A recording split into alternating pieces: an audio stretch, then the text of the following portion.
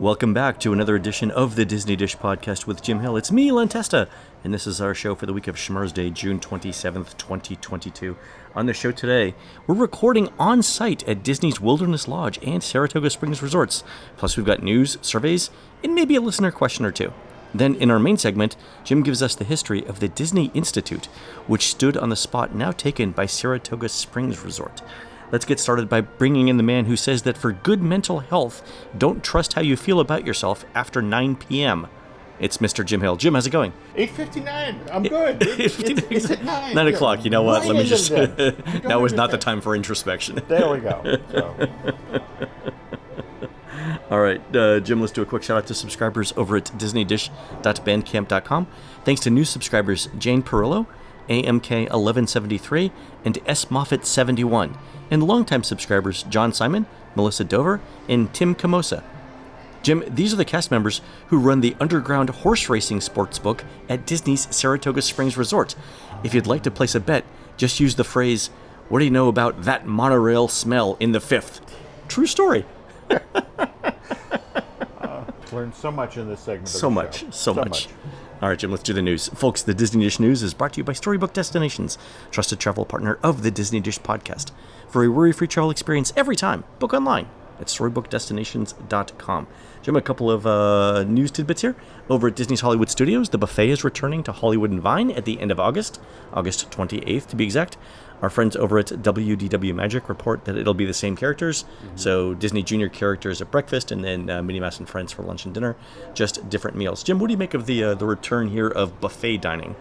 Well, we've been seeing around the hospitality industry these sort of high-touch things coming back, and on the return of the actual character meet and greets, where, again, you can interact with Mickey from less than 30 feet away. Yeah. It's like, I suppose at this point it's okay to go at a bowl of fruit with some tongs. That's I guess the one question. It's so the buffets are not self-serve anymore. It will be self-serve, but for a while it was Disney cast members spooning out the food to you, which had, and I've only done it once or twice. It had sort of like a retirement community feel to it.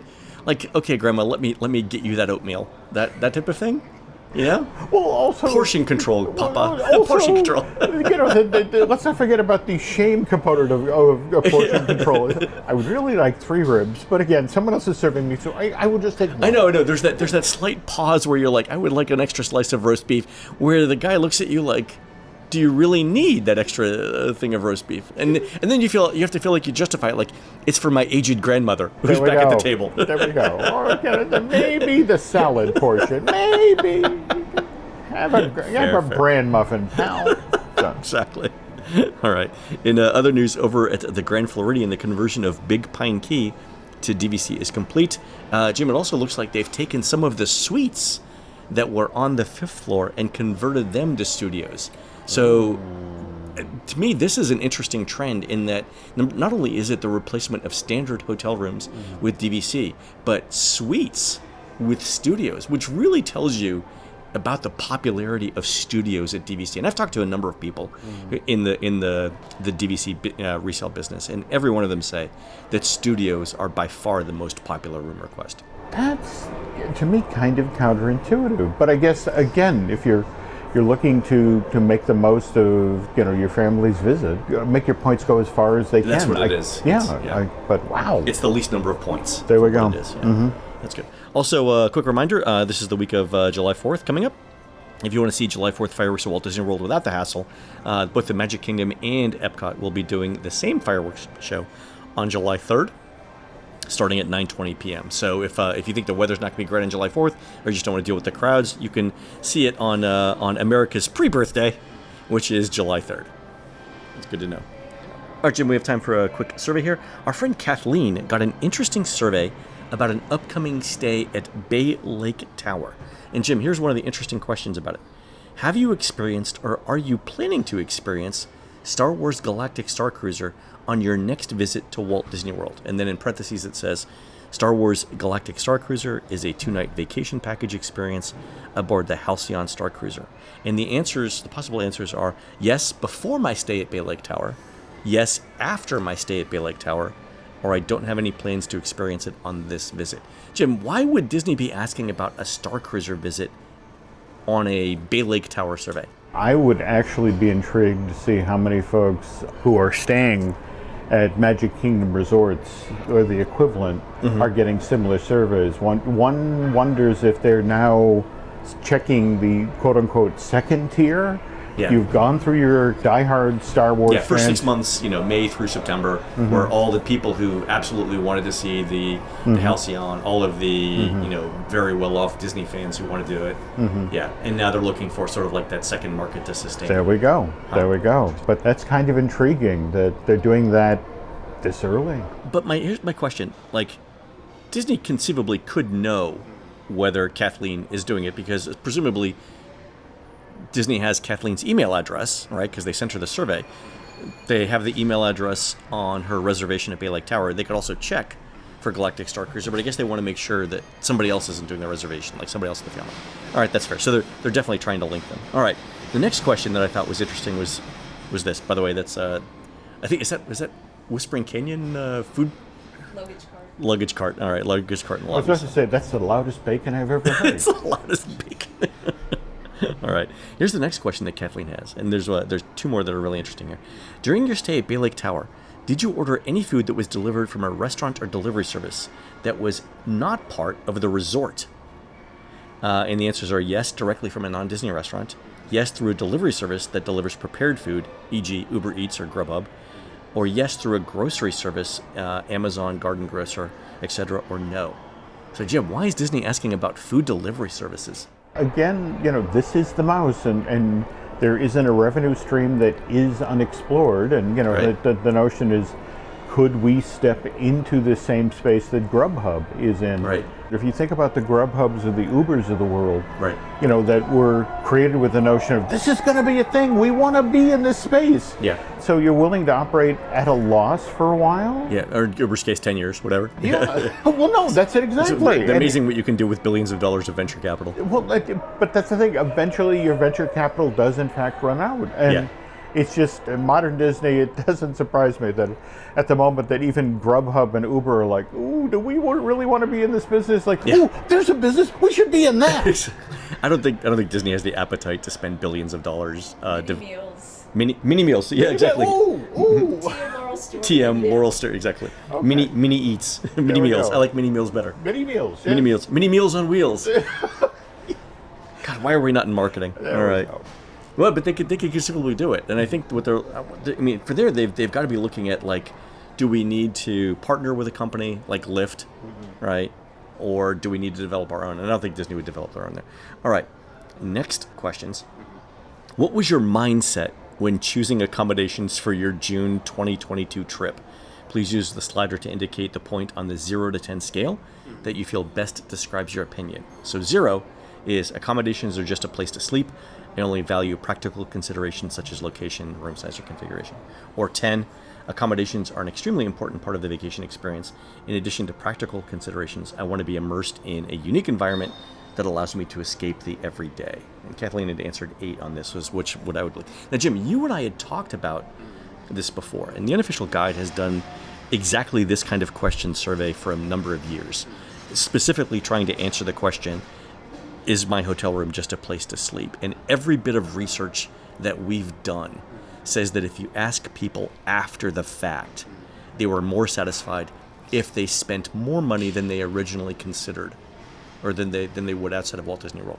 So I think this question is interesting, Jim, for 2 reasons. One, Disney's asking it before your trip, but not after, right? So they're getting your opinion before you actually have all of the facts needed to make this decision.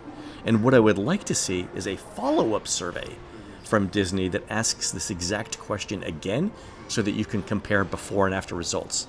So if you're Disney's research arm, I would definitely ask this question, but after as well. But realistically, you're asking somebody who's staying at the Bay Lake Tower, which you're short of... It's not a touched place. No, Yes. no, Please let me short of spend $800 a night the on just train station. I get how Yeah. much closer. Yeah. All right. Yeah, fair. All right. The last question, and a whole bunch of other listeners, Jim, sent us in different surveys and it doesn't matter the survey type, all kinds of different surveys have this question on it now.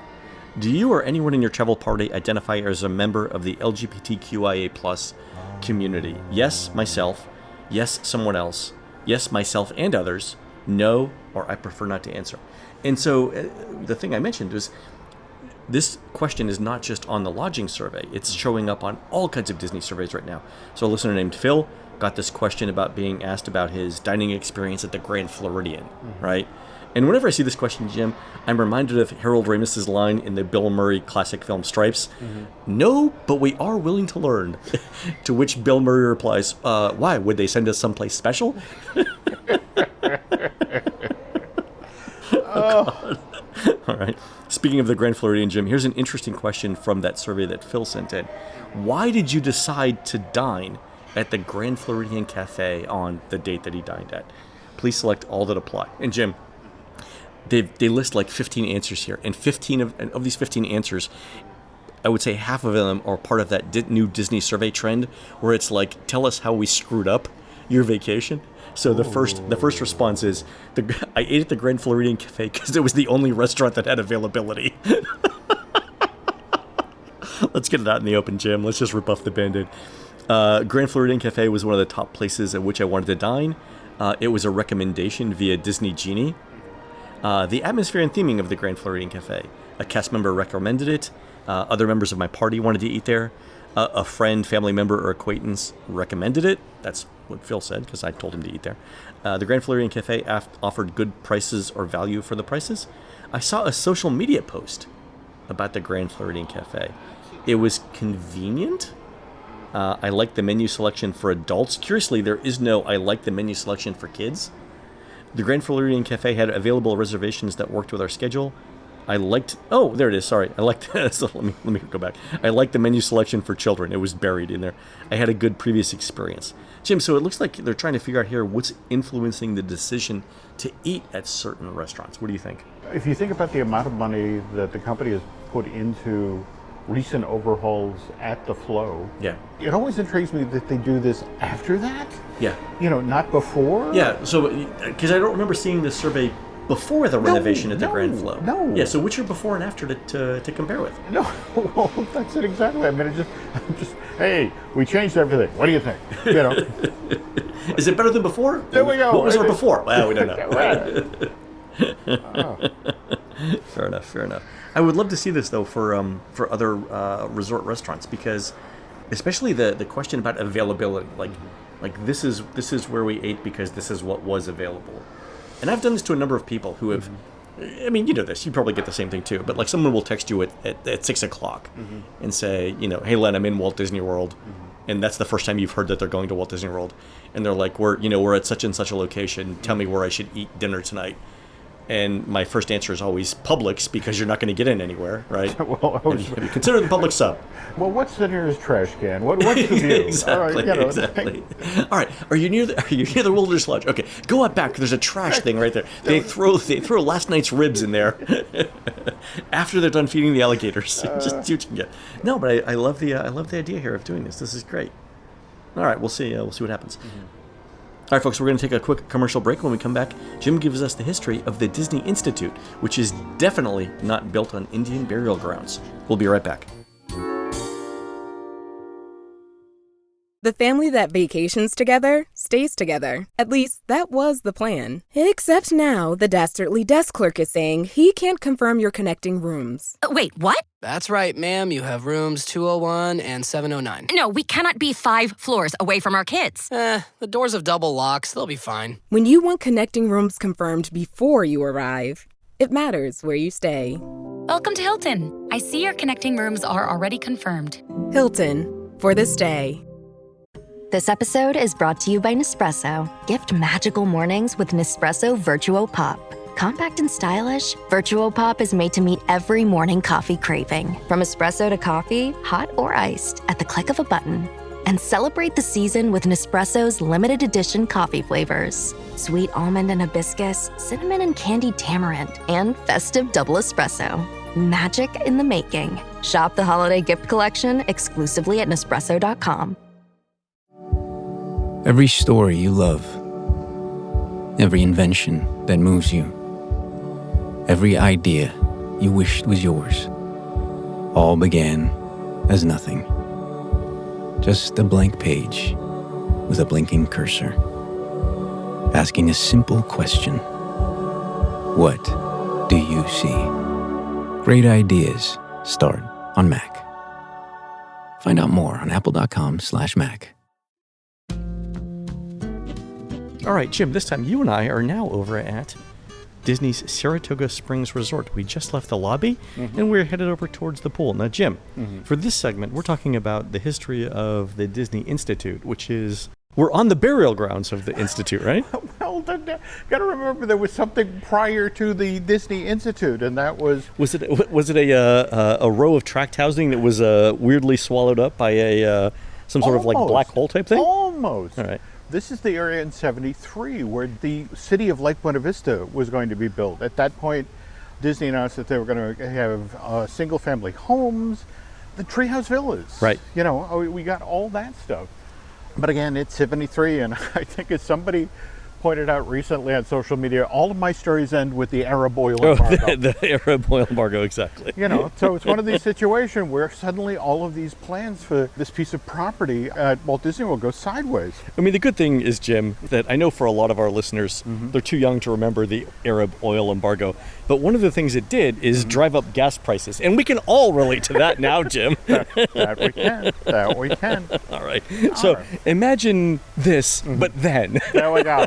That's there where we're go. at. All right, fair. All right. Oh, the pool looks great. It does. It does. And when they were initially transforming the Disney Institute into Saratoga Springs, they made a conscious decision to the effect of they weren't going to do the standard Disney pool. There wasn't going to be the character-based slide or that sort of thing. And they really leaned into that. You know, one of the things that Saratoga Springs in is known for is that it's in quote it's spring. Yeah. So and we're standing in front of a spring. Yeah. That's fantastic. But Disney starts to develop this side of the property. We get the shopping village opens in March '75, and yes, we now have our treehouse villas. Yep. But even the shopping village stumbles coming out of the gate. Has to be rethemed in '77. Why did it stumble? Was it just too far from the center of gravity, which was backed by the Magic Kingdom? Well, it was one of these weird spaces that just, at that point, all of the stuff that was supposed to happen didn't. They end up rebranding the shopping village now as the Walt Disney World, Village. Take out the word shopping. They build the Empress Lily, and over here it then becomes this. Well, we got to do something with it. So we get the clubhouse villas. Right. You know, we get 4 different sets of villas built in a relatively short period of time. But it's very far away from the Magic Kingdom, which is the only theme park at the time, right? This is true. Okay. This is true. Right. But to try to sort of, let's have this all coalesce around something. Okay. They build the Walt Disney World Conference Center. But again, it's this teeny tiny conference center that's only built for small to medium-sized business groups with the notion of, well, you come to Walt Disney World and you'll stay in either the treehouse villas or the golf club villas or the lakeside villas. And then you'll bring your family in for the weekend, either before or after. There we go. How many people did the conference facilities hold? Because now, these days, they can hold 10,000 people. This was 200 or 300, and okay. that was a stretch. I think I fit that many in my 3-bedroom villa at Bay Lake Tower before. All right, I guess we are going down. All right, we're going to walk downstairs now. Oh, Jim, do we need a wheelchair from the Animal Kingdom? Because there's one right here. Well, also Hollywood Studios. They eventually return. Hello, I've got an echo. I wonder if those are by the mile, because Disney should... How would you get a Hollywood Studios wheelchair here? Well, you roll it out to the parking lot, Len. You throw it in the back of the car. And is that it? You just put it in your van? So, all right, so now we're downstairs in sort of the back area around this. I think this is one of the underappreciated areas of Saratoga Springs. I love this little courtyard area. Oh, no. It's all lovely. But again, it's all lovely because it took them 3 tries to get it this lovely. 3rd time's the charm, baby. All right. So anyway, we jump ahead. It's now 1984. Michael Eisner comes through the door. Epcot's been built, so they have something over here. They do. 84. Okay, so they haven't yet built their first moderate hotel. That's No, they have later not. on. Okay, that's They have Caribbean not. But Beach. not Okay. for lack of trying on Michael Eisner's part. Okay. He is putting in ridiculous hours. He is working crazy hard to get the Disney company turned around. And in mid-1985, his wife Jane turns to him and goes, "We're going to go do something that has nothing to do with Disney. You've been working 60-hour weeks, and then you still go in on Saturday and Sunday, and it's like you're not seeing your kids. You're being worn down by the job. We're just going someplace else." Okay. And what they end up doing is they go to the Chautauqua Institute in Western New York. Western New York. Okay. Now, are you familiar with this place at all? No. or- okay. Choctaw Institute. It's built around the notion of education, but education in a wilderness setting. Oh, so this is like the thing that Laurel and I just did up at Mohonk Mountain House, where we learned to throw tomahawks. Well, there's a little bit more involving pottery with this one. But maybe You throw pottery? Well, there we go. All right. Or okay, you throw all right. tomahawks at the pottery. All right, I'm not all sure right. how it works out.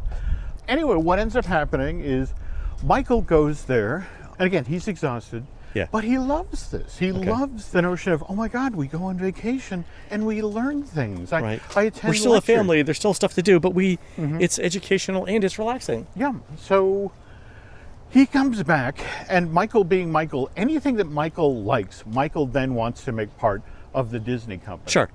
So he's like, we should do this. We should do a mountain resort. First, buy me some Native Americans. There we go. Okay. Indigenous people. Let's watch All this right. way. Why don't we go? All right, let's go this way. All right, we managed to wander to the end of a sidewalk that is now in a parking lot, so we got to There we figure out go.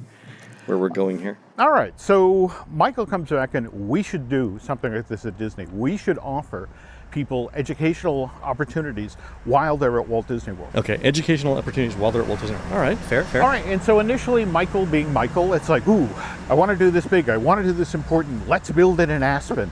And then people are like, Michael, we'd have to buy land in Aspen. Yeah. Maybe that's not such a good idea. Why Aspen? Well, Michael loved Aspen. Again, Michael, whenever Michael likes something, it's like, this should be part of what we do. Aspen should be part of the Walt Disney Empire. So, but in time, it's like no, we have all this land in Florida. Can we do it in Florida? It's like, okay, we'll build it over at Celebration. But even then, it's like, we want Celebration to make money. Okay. And I'm not entirely sure this thing is going to make money. So Okay. their attention pivots back to this weird little collection of villas, Okay. which are, within the vicinity of, again, the renamed shopping village. All right. So Here, let's cross this way. We're Okay. going across one of the roundabouts in Saratoga Springs. All right. So they're saying we have this area by the Walt Disney World shopping village, the Village.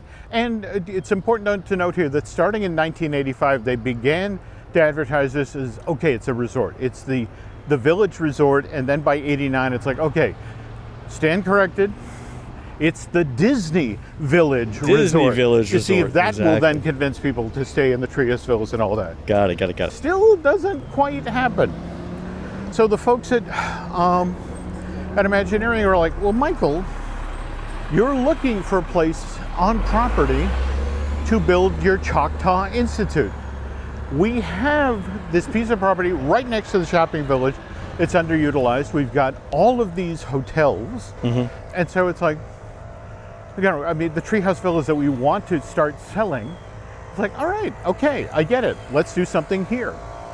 Okay. And so work begins on the programming in 93. Michael himself, So Michael Eisner comes in the door in 84. When does he go to the Choctaw Institute? he goes to it in 85. So Okay, so 8 years later. Well, that's the thing. There were a lot of people at Disney who were hesitant because they're the ones who are like, we have a lot of people who go to Epcot who tell us that it's too educational, and you're talking about building got it. an educational vacation experience. All right, so Epcot opened in 82. Right. He gets the feedback. Okay, fair. Okay. So as you guys can tell, Jim, let's go to the right here. As you Okay. guys can tell, we're doing this early in the morning when all of the magical Disney sounds are replaced with maintenance and yard upkeep. So we're going to try and avoid that by walking towards the water, Jim. There we go. All right. Okay, so it's 85? Again, 85 is when they take the 4 different sets of villas and group them together into the Disney Village the Village Resort Then in 89, they rebranded it as the Disney Village Resort. Okay. But it's still not catching. Okay. So what the Imagineers pitch him on now is like, look, let's build this Disney Institute thing you want to build, this Chautauqua Institute thing, and we'll then make use of the tree houses. Okay. And Michael said, well, that's great. However, we're going to need a place to actually present the classes. Okay. And so we need classrooms for the classes. There we go. Fair. Okay. And he says, and again, we're Disney, we do placemaking. So he reaches out to an architect, Thomas Beatty, and what Thomas comes up with is, well, Choctaw is based in, this southern New York setting, lovely little town that's been there since 1874. Okay. And decides, okay, what if we build a full little town that we put all of our classrooms in? So this is the big idea that Eisner's looking for here. There we go. There we go. Okay. So now it makes sense. All right. So Michael actually announces the project in Carnegie Hall in 1995. To the effect of Disney's getting in the education business, and with great fanfare, it opens in February of '96. Okay. It has the best of Disney staff here. Really? Yeah. I mean, they cherry pick people from all over the company to come teach classes here. Ooh. Okay. Built state-of-the-art classrooms and auditoriums, and they told the staff to not worry about it. We understand it's going to take a while to build up interest in clientele. Sure. So don't worry about making money right off the bat. That's right. Which is extremely. It's like it's like Disney saying, "Don't worry about oxygen. We'll figure it out." Like it's just something that they don't do. All right. Well, they tell them, "Don't worry. 5 years. For 5 years, we're going to, that you got a guaranteed job for 5 years." It's just so different from how Disney normally. It's like the Pope saying, "Don't worry about being Catholic. Just do what you need to do for 5 years." Well, that's the thing. Within 6 months, they are cutting the class schedules. They are because so 5 years in Disney time is 6 months. Well, okay. All right. First of all, you couldn't book anything shorter than a 3-day package here. Okay, so the classes lasted 3 days. There was no 1 or 2 day option. Well, the whole notion was you were here to stay. You were here to relax, decompress. Oh, got it. And 3 days is the minimum amount of time it takes to do that. And it just did not get the traction they expected. And if you look back at all of the material that Disney put out in 96, 97, they were constantly talking about, hey, and be sure that, as part of your next Disney World vacation, you check out the Disney Institute. Have you noticed that climbing structure out in front of the building? Oh, that's right. About 3 years in, what they end up doing is, and again, we're making the turn now, and right in front of us is Disney Springs. Yeah, we walk towards the water. We can see the aerofield balloon, the riverboat. Yeah, we can see the west side of Disney Springs. Oh, there's Cirque du Soleil. Yeah, but this was one of the selling points. You would take a class during the day, and you were within short walking distance of Pleasure Island. And remember, in '96 was also when Disney had done the big push to turn the shopping village into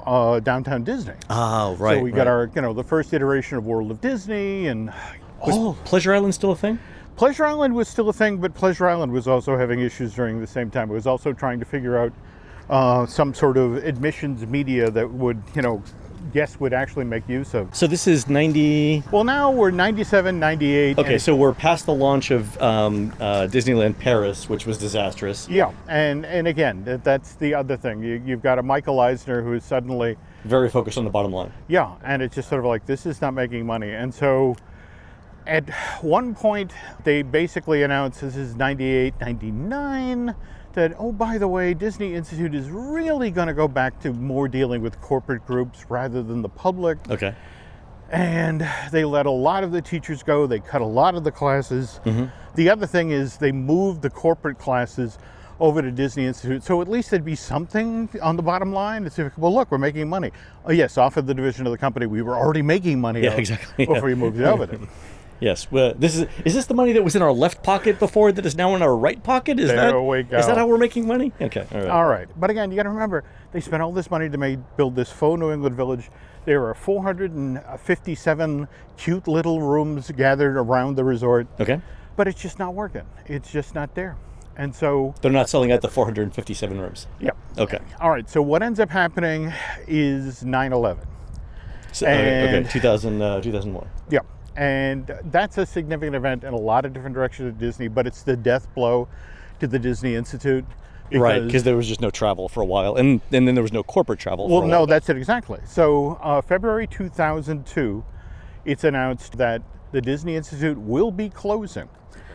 And there were a lot of things closing as well here. I mean, I remember part of Port Orleans closed. I mean, a lot of resorts were closing too. This wasn't unusual for the time. But here's the part of the story I love. It's just, in the announcement, it's like, okay, we're shutting this down and we're going to make a DVC. Well, what's the DVC going to be about? It's like, I don't know. We're looking for a theme. We'll get back to you. I mean, seriously. Yeah, it'll have something to do with America or fantasy. There we go. So they bring in Graham. It'll be more Disney. Oh, God. All right. They bring in Graham Gund, and this is an architect based out of Cambridge, Massachusetts. He had done Vero Beach for Disney. He had done Coronado Springs for Disney. Okay. In fact, he was the gentleman who designed the never-built Eagle Pines DVC. Remember the one that was supposed to be like one of Misner's great mansions? Oh, right. Yeah. So anyway, what happens is that they turn to him and go, we really don't want to spend any more money on this, or any more money than we have to. What can we do with this piece of property? And so were they looking to keep the existing buildings as much as possible? Oh, very much Okay. so. All right. So Gund goes down and walks the land, and it's like, well, wait a minute. Okay, so it's a faux small New England town, and it's in New York State. So what do we do with that? And eventually he flashes on that Disney has previously used Saratoga Springs. Really? In fact, the train station at the Magic Kingdom is a direct lift from the original Saratoga Springs, 1880s, 1890s. Really? Yeah. And so he goes into the photographic records, and it's this charming New England town. And and he looks at the bones that are here for the Disney Institute, and it's like, I can do something with that. And he goes to Eisner, and it's like, I'm thinking of Saratoga Springs, and it's like, you mean like the place with the racetrack, the horses? And it's like, yes, I'm in. The ponies? Yes. This is like Picasso had a blue period, Eisner had a horse period. He did. He seriously did. There. I mean, I keep waiting for Sir Andrew Lloyd Webber to finally tell his story about working with Michael Eisner. They had acquired the film rights to Evita. Evita, the film, was it the Bolivia, Argentina, South American? Evita Peron. Okay, Peron. Okay. And eventually they make the movie with Madonna. But anyway, during that same period, Michael's like, well, we should do something together. And you did that Jesus Christ Superstar thing, and Joseph the Technicolor Dreamcoat. Let's do another Bible story. And then Michael comes up with the idea, let's do Noah's Ark. And so they were actually going to stage it in the middle of Crescent Lake between the boardwalk and the yacht and the beach club. Only on the day that Michael, Sir Andrew Lloyd Webber travels to California, he's set up in a conference room in Burbank, and Michael comes through the door, and it's like, and Sir Andrew starts to tell him about the Noah show that they worked out. There's going to be a Noah's Ark show with animals and stuff like that. Yeah, but all of them done in neon. In neon, sure, yeah. It's sort of the Main Street Electrical Parade meets the electrical water pageant, only writ big, done in neon. Okay. Let me just pause here, Jim, and say the idea that you mentioned earlier, the thing that you mentioned about Sir Andrew, I would pay valid American currency to see Disney's Jesus Christ Superstar, The Nighttime Spectacular. I would pay... I can't even put a number on how much I would pay to see that in Epcot every night. Disney's Jesus Christ Superstar, the musical, the ride. I'm just shuddered to see what characters would play what role. Anyway, all right. So they're in this meeting. Andrew Lloyd Webber is starting off on the concept, the pitch for this Noah's Ark themed nighttime spectacular. But all that Michael can talk about is how he and Jane, the previous weekend, had gone to a horse show and how lovely it was. And Michael immediately pivots in the meeting to think, we should do a horse themed show. And horses, people love horses. Girls love horses. People love horses that run on the water at Crescent Lake. And that's the thing. Andrew Lloyd Webber's looking around like, is he like this all the time? Is this? No, very And much the Imagineers are like, just let him go. He's on a roll. and it continues. I mean, it's worth noting that after Michael left Disney, his love of horses continued. He produced a very well-received animated series called BoJack Horseman. And the gimmick was, it was basically Bob Saget only with a horse's head after he had done his sitcom for ABC. And it's like, It's bizarre It is when you bizarre. say it. It sounds like a fever dream. Okay. So the meeting, I guess, with Andrew Lloyd Webber doesn't go well. It doesn't go well, but on the other hand, what Graham Gunn proposes for doing with the remains of the Disney goes like gangbusters. Okay. And It can fit in Michael's horse ideas. so the resort shuts down January, February 2002. By 2004, this side of the park has been, or the property has been reimagined as a small resort town modeled after Saratoga Springs, and they begin building in 4 different phases, 1,830 rooms. And what we're looking at today is arguably one of the more popular, profitable DVCs. Really?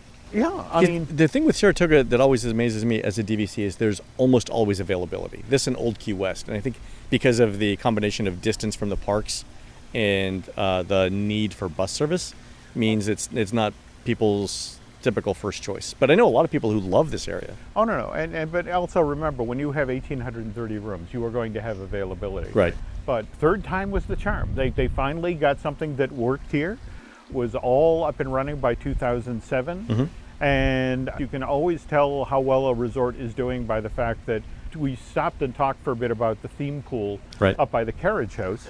But they actually built a second theme pool here from the notion of we have so many guests staying and we have, at the height of occupancy, we Right. need another theme pool. And the property is so large that to ask guests to walk from the farthest end to the main pool is a little bit of a hassle. Oh, no, absolutely. But we managed to stay in New York State. We went from the Chautauqua Institute, which Sure. again is sort of to the east in the state along the Hudson, to now we have Saratoga Springs, which lovely little horse. In fact, we started it off today in the Welcome Center for the DVC, which has, it's if you're a Disney horse fan, you have to go in the lobby alone To see the horse murals, yeah. Yeah, that they all of the well-known Disney horses, including Judge Frollo's horse, who little-known fact, Judge Frollo's horse's name was Snowball. Snowball.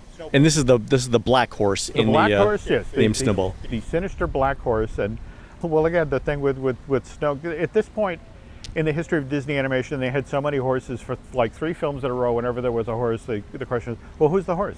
Snowball. Snowball. Snowball. So, It's like naming your dog Fido. It's like There we're we just going go. to do this. Or what is it, Rover in Carousel of Progress, where they at one point each scene had a different dog name, but in the end they were just like, you know what, Rover. well, it's like George Carlin. That he got to a point in his life whenever he got a new dog, he just called it Tippy, because it's like that's the one name I know. Yeah, So exactly, You're that's it. Tippy. So. Going back to Saratoga Springs, Jim, I think one of the ways that you know that Disney considered not only Saratoga Springs a success, but Disney Springs a success after the revitalization, right, is that at Saratoga Springs, Disney now charges more points for rooms that are closer to Disney Springs. I did not know. Yeah, that. they're preferred rooms. They're and I believe this was the first resort to have a preferred room category based on the proximity to something else. So it's different than like a theme park view. They actually charge a few more points per night, and of course they have to do a corresponding fewer points per night for other rooms, so it all balances out. But so the rooms that are closest to the Disney Springs walkway are slightly more expensive in terms of points. Wow, that's the giveaway. That's That how finally you know. worked. It finally Exactly. worked. That's how you know it worked. Exactly. Wow. Oh, But how did the development, the final development of Disney Springs, also help Saratoga Springs? that's a history in and of itself. I mean, if you think about, we opened Pleasure Island in '89. There was then the redo of the shopping village into downtown Disney, making it more urban and appeal with the expansion in '97 to West Side.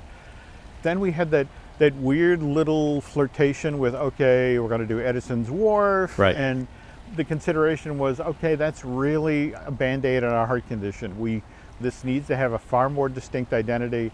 We need more offerings. And think about it. They tripled the number of shops and restaurants and entertainment options. Yeah. That finally turned it in, though we still see the West Side influx here. And in fact, what are you hearing about Drawn to Life? I've heard it's not doing well at all. Really? Yeah, they're offering now like discounts on tickets which is super unusual for that. Yeah, I've heard it's not doing well. Well, how much of that is COVID, as in people don't want to go back to theater? Yeah, I mean, there's not a lot of demand to be in a small enclosed space with strangers right now. I think that's part of it. The other thing I think is, didn't Cirque du Soleil, the parent company themselves, they're having some financial issues as well, right? So that's probably not a great combination there. That's so strange, because think about it. Initially, that was what they thought was so successful about La Nuba, is it drove people so far into West Disney Side. Springs. Yeah, exactly. But you can, dear. and not for nothing, but to get to Drawn to Life, you've got to walk past House of Blues. Mm-hmm. You've got to walk past Haleo, the M&M store, the AMC movie theater, Splitsville. There's a lot of opportunities for dining before and after the show. Absolutely. It's like its own little Times Square. And that coupled with the fact that you have your lovely parking structure back there. I mean, people in theory can get in there immediately. So it's like, I think the thing that's got to be frustrating for everybody involved is that's Disney IP that's driving that show. Yeah, exactly. I think that has to be a concern. All right. Well, we should do the history of Disney and Cirque at some point. We should. We should. I think that'd be a great story. Also, Jim, I love the fact that just beyond the parking garage, you can see the faint outlines of the top of the Team Disney building. Yeah. I wonder how often they come over here for lunch. I bet you it's pretty often. Well, given what's going on to the company these days, I would imagine it's a very liquid lunch. That's true. All right, folks, that's going to do it for the Disney Dish show today. Please help support our show and Jim Hill Media by subscribing over at disneydish.bandcamp.com, where you'll find exclusive shows never before heard on iTunes. On next week's show, well, I'm on a cruise, so it's the Jim Hill News Hour. Ooh, looking forward to that. You can find more of Jim at jimhillmedia.com and more of me, Len, at touringplans.com. We're produced fabulously by Aaron Adams, who'll be driving the Rock River Garden Club's float titled Petuniamonium at the 2022 Petunia Festival on Sunday, July 3rd, starting at St. Mary's Catholic School and heading towards Dixon High in beautiful downtown Dixon, Illinois. While Aaron's doing that, please go onto iTunes and rate our show and tell us what you'd like to hear next. For Jim, this is Len. We will see you on the next show.